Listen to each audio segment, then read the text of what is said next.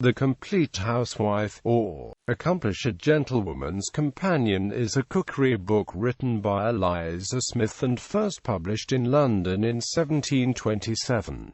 It became extremely popular, running through 18 editions in 50 years. It was the first cookery book to be published in the 13 Colonies of America. It was printed in Williamsburg, Virginia, in 1742. It contained the first published recipe for katchup, and appears to be the earliest source for bread and butter pudding. The book includes recipes not only for foods but for wines, cordial waters, medicines and salves.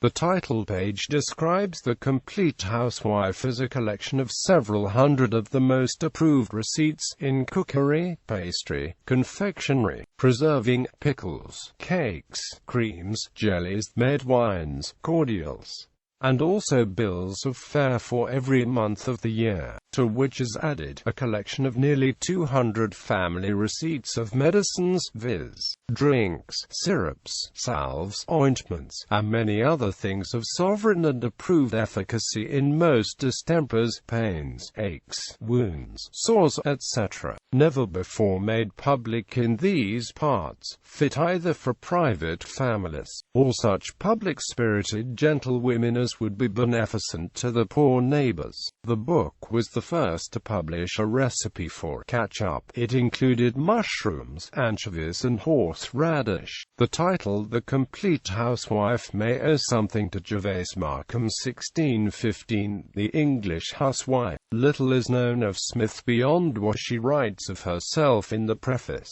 She spent her life working as a cook or housekeeper in wealthy households, and unlike Elizabeth Raffald, who left service to run her own shop, continued in the profession despite the success of her book. It is possible that she worked at Beaulieu Abbey, Hampshire. She is critical of cookery books written by men who conceal the secrets, preventing readers from using the recipes successfully. The preface contains the following passage: "It being grown as fashionable for a book now to appear in public without a preface, as for a lady to appear at a ball without a hoop petticoat, I shall conform to the custom for fashion's sake and not through any necessity. The subject being both common and universal, needs no argument to introduce it, and being so necessarily for the gratification of the appetite, stands in need of no encomiums to allure persons to the practice of it, since there are but a few nowadays who love not good eating and drinking." The passage was lightly adapted from an earlier book with a similar title, John Knott's The Cook's and Confectioner's Dictionary, or The Accomplished Housewife's Companion, which declared he had added an introduction because fashion had made it as odd for a book to be printed without one as for a man to be seen in church without a neckcloth or a lady without a hoop petticoat. Contents the following refer to the 9th edition, 1739.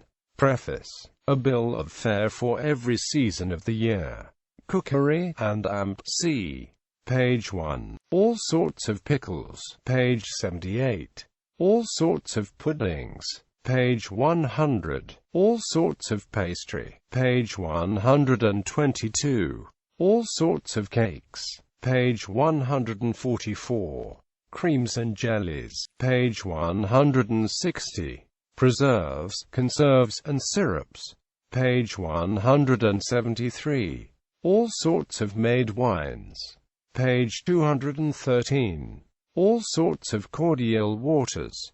Page 232. Medicines and salves. Page 272. Approach. Smith offers no general advice, either at the start of the book or at the start of chapters. Each chapter consists entirely of recipes. There are no lists of ingredients, these simply being mentioned as needed in the recipes. Most recipes do not mention either oven temperature or cooking time, though, for example, to candy orange flowers instructs, set your 4 glasses in a stove with a moderate heat, and to stew a rump of beef states, this requires 6 or 7 hours stewing. The recipes are predominantly English, but dishes include French and other foreign names, and imported ingredients such as spices. Recipes are described tersely, and do not generally spell out basic techniques such as how to make pastry. The recipe for a battaglia pie does not mention pastry at all, though it is called for with the instruction to close the pie. A battaglia pie. Take 4 small chickens, 4 squab pigeons, 4 sucking rabbits, cut them in pieces, season them with savory spice, and lay them in the pie, with 4 sweet bread sliced, and as many sheep's tongues,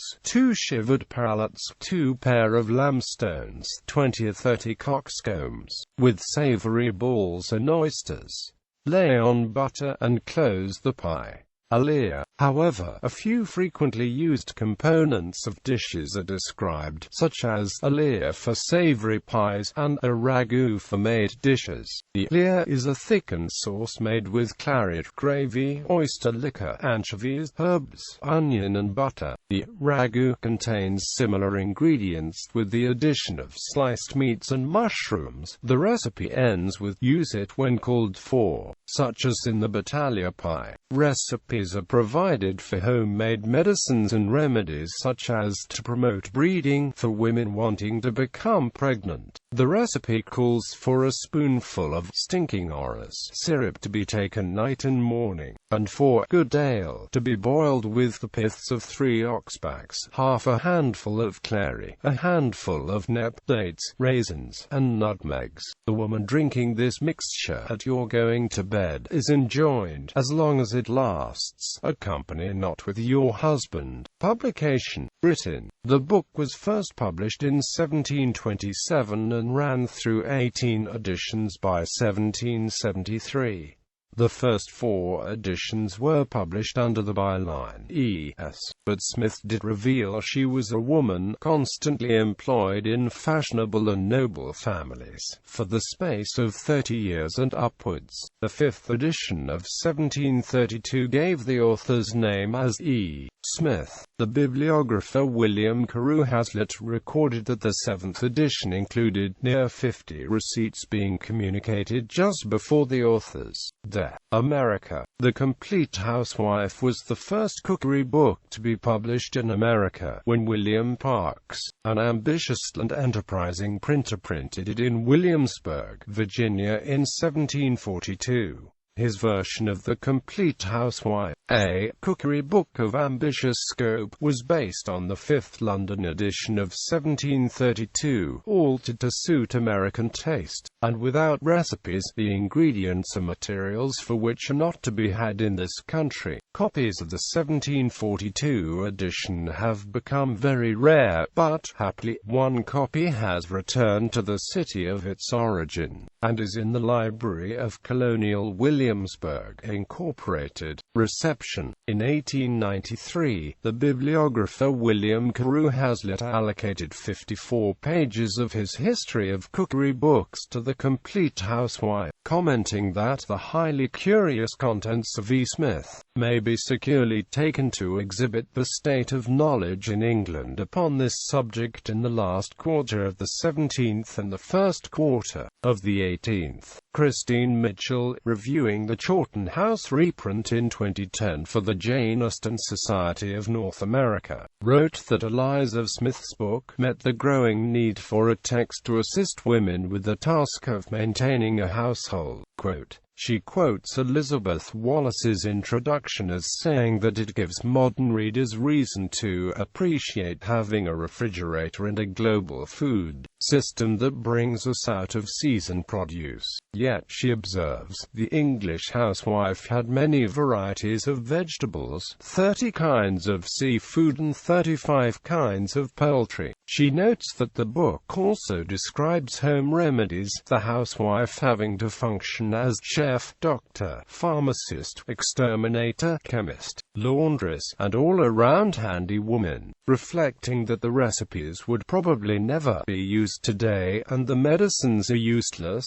The book remains invaluable for researchers, gives readers a glimpse into the world of Jane Austen and her contemporaries, and richly documents 18th-century English life. Patrick Spedding, in Script and Amp Print, notes that the book was very popular in the 18th century, with 20 London editions in 50 years. However, he roundly criticizes the 1983 Arlen House facsimile reprint of the 16th edition for deliberately omitting recipes including to promote breeding, suggesting this was because the publisher was concerned they might be harmful. The historian Sandra Sherman comments that The Compleat Housewife is the first female-authored blockbuster. The bibliographer Genevieve Yost comments that E. Smith's popularity in 18th-century England was challenged perhaps most seriously by Hannah Glass, who admittedly is better remembered today, adding at once the Glass is recalled mainly for the controversy over whether she actually existed, and for the recipe that people supposed started with first katchup. Yost suggests that the book's popularity in the colonies was probably increased by the publication of an American edition. She concludes that the quantities and ingredients render many of the recipes unsuitable to the modern kitchen, but these old cookbooks are increasing in value and interest to libraries, bibliophiles, and collectors, who find in them a truly revealing and fascinating glimpse of the past. One in the spring 2006 issue of Prairie Schooner, Sarah Kennedy published a poem called The Compleat Housewife, 1727, with the gloss, the first popular cookbook published in Great Britain. The poem begins, learning to thigh a pigeon or tame a crab was now within any woman's grasp, even a maid could be taught to carve. Editions. First edition, London, J. Pemberton, 1727. Second edition, London, J. Pemberton, 1728. Third edition, London, J. Pemberton, 1729. Corrected and improved. Fourth edition, London, J. Pemberton, 1730.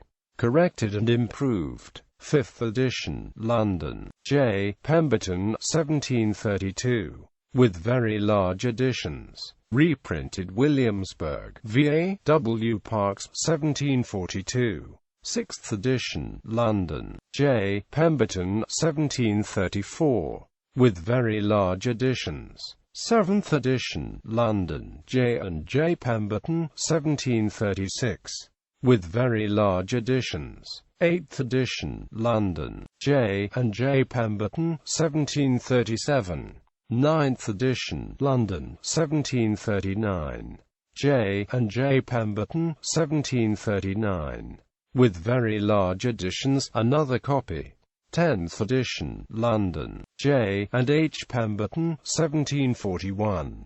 With very large additions. 11th edition, London, J. and H. Pemberton, 1742. With very large additions. 12th edition, London, J. and J. Pemberton, 1744. With very large additions. 13th edition, London, H. Pemberton, 1746. With very large additions. Reprinted 1747. 14th edition, London, R. Ware and Others, 1750. Prefixed with directions for marketing. 15th edition, London, R. Ware and Others, 1753. With additions. London, Literary Services and Amp Production, 1968, 1973. London, Studio Editions, 1994, with introduction by E. K. Wallace. Chawton House Library, 2009. 16th edition, London, 17__, with additions. 17th edition, London, 17__. 18th edition, London, 1773.